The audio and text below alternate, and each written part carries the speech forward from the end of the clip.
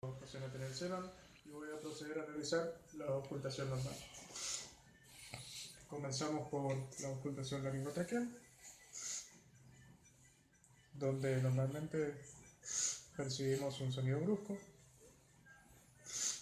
Luego procedemos a la ocultación broncoalveolar por debajo de la clavícula. Y luego procedemos a ocultar el murmullo vesicular, que se puede percibir en cualquier zona del tórax.